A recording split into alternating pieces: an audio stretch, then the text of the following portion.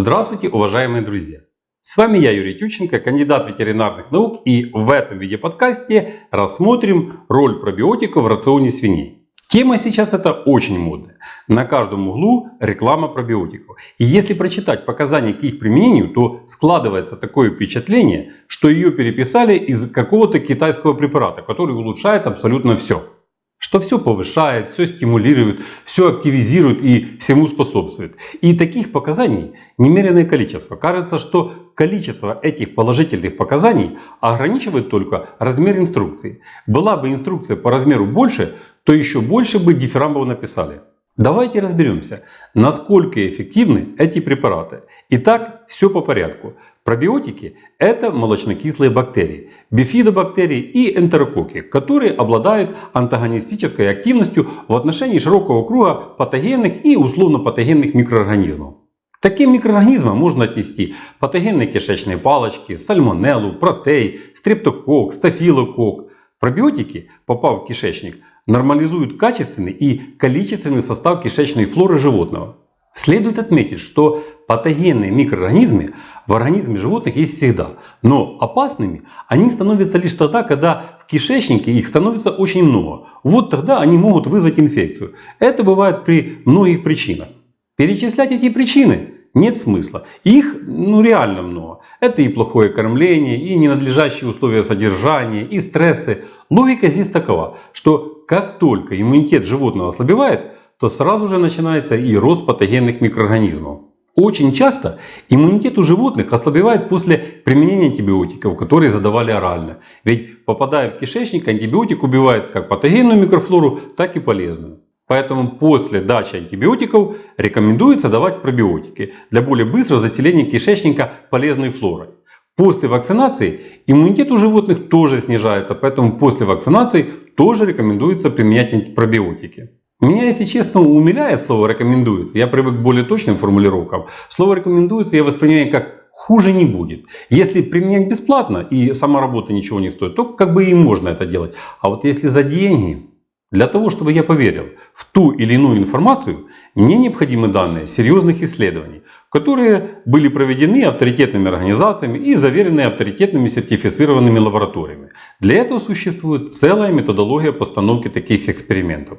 А очень часто так бывает, что для того, чтобы получить положительную информацию для какой-то статьи или рекламного проспекта, не очень солидные фирмы дают какому-то животноводу-любителю пакет с пробиотиком, да плюс еще пакет с фирменной футболкой, и потом рисуют в отчете все, что надо. В отчете рисуют, что это чуть ли не эликсир жизни. А на практике, если спрашиваешь лично у того, кто проводил пробу такого препарата, то ответ звучит приблизительно так.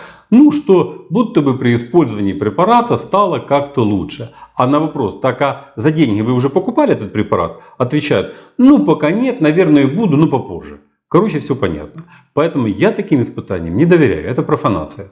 Надо отдавать себе отчет, что пробиотики работают в организме животных хорошо только тогда, когда с организмом все более-менее и так хорошо. То есть, если в организме концентрация патогенных микроорганизмов небольшая, то они как бы и работают.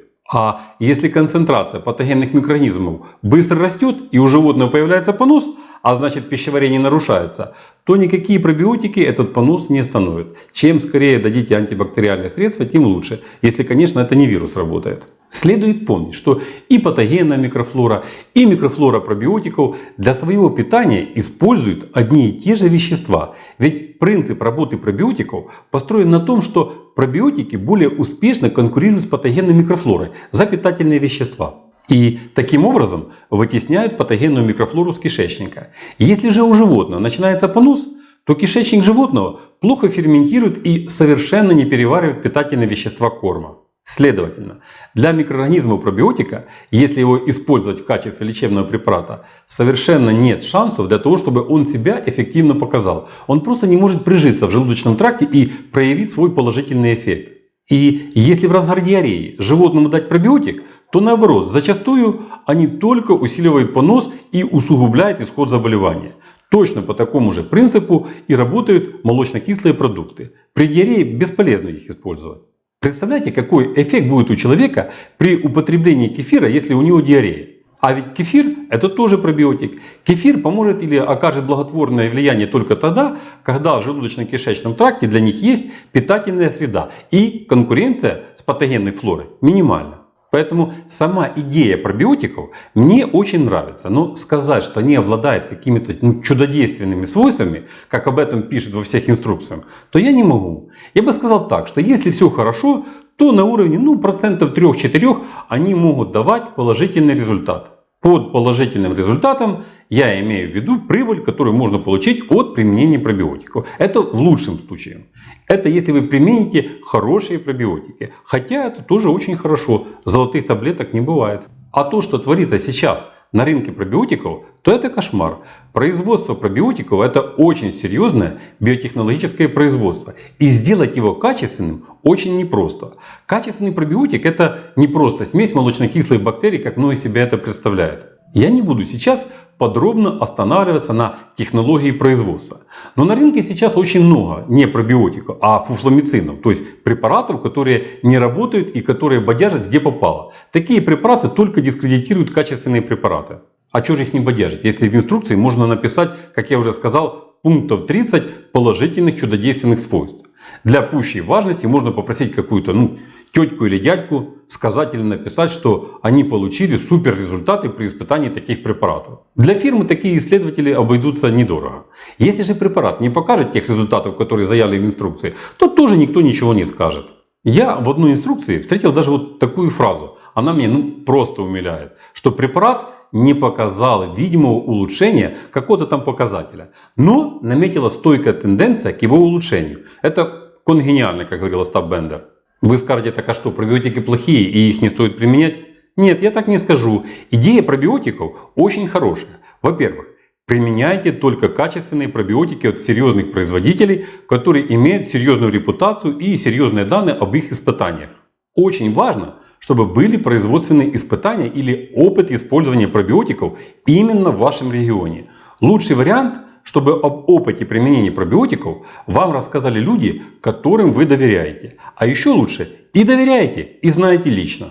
Во-вторых, при применении пробиотиков не ожидайте чуда. Если будет 3-4% эффективности, то это уже будет хорошо, очень хорошо. В-третьих, при любых мнениях и данных, если собираетесь применять у себя в хозяйстве пробиотики на постоянной основе, то сначала проведите производственные испытания у себя в хозяйстве. Пробиотики, несмотря на их поверхностную простоту, очень капризные препараты. Хоть и микро, но это живые организмы. И разные условия на них по-разному воздействуют. Если у вас большое хозяйство, то вам всегда дадут определенное количество продукта и даже бесплатно. Серьезные фирмы всегда заинтересованы в производственных испытаниях. Поверьте, если будет положительный результат, то фирмы монетизируют это стократно. И в-четвертых, помните, что пробиотик – это постоянно развивающиеся технологичные препараты. Постоянно идет их совершенствование. Последние десятилетия концепция пробиотиков претерпела существенные изменения. На данный момент выделяют 4 поколения пробиотиков. В настоящее время на рынке пробиотиков востребованы комбинированные препараты, которые называются симбиотиками. В этом случае пробиотик представляет собой активную микробиологическую составляющую, то есть, собственно, пробиотик, и среду, пребиотик, которая создает условия для жизни и первичного питания, привносимой в организм микрофлоры.